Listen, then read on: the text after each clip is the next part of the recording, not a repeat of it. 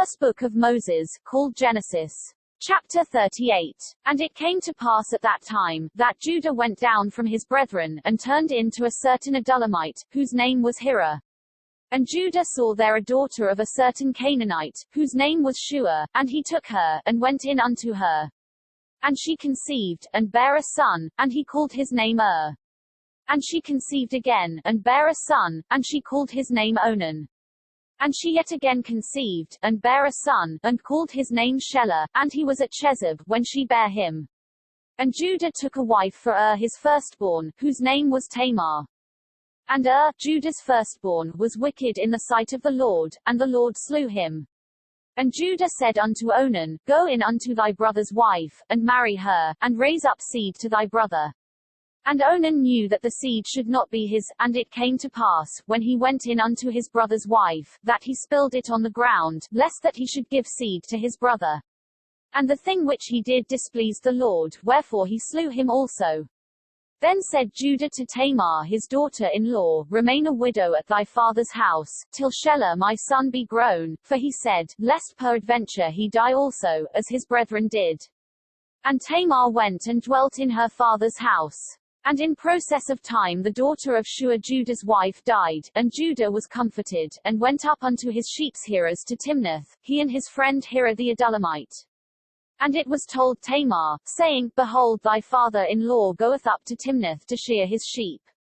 And she put her widow's garments off from her, and covered her with a veil, and wrapped herself, and sat in an open place, which is by the way to Timnath, for she saw that Shelah was grown, and she was not given unto him to wife.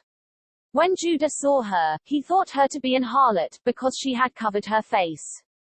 And he turned unto her by the way, and said, Go to, I pray thee, let me come in unto thee, for he knew not that she was his daughter-in-law.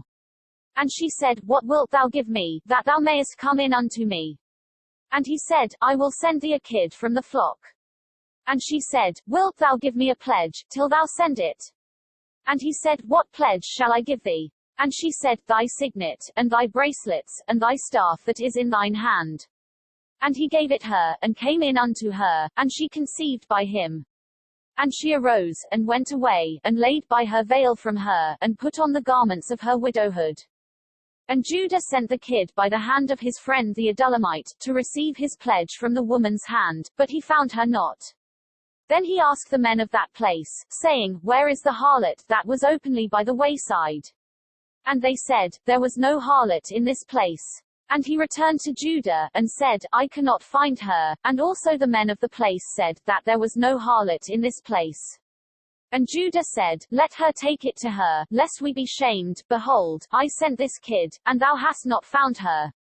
And it came to pass about 3 months after, that it was told Judah, saying, Tamar thy daughter-in-law hath played the harlot, and also, behold, she is with child by whoredom. And Judah said, Bring her forth, and let her be burnt. When she was brought forth, she sent to her father-in-law, saying, By the man, whose these are, am I with child? And she said, Discern, I pray thee, whose are these, the signet, and bracelets, and staff? And Judah acknowledged them, and said, She hath been more righteous than I, because that I gave her not to Shelah my son. And he knew her again no more. And it came to pass in the time of her travail, that, behold, twins were in her womb. And it came to pass, when she travailed, that the one put out his hand, and the midwife took and bound upon his hand a scarlet thread, saying, This came out first.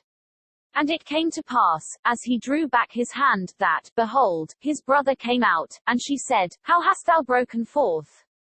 This breach be upon thee. Therefore his name was called Pharez. And afterward came out his brother, that had the scarlet thread upon his hand, and his name was called Zara.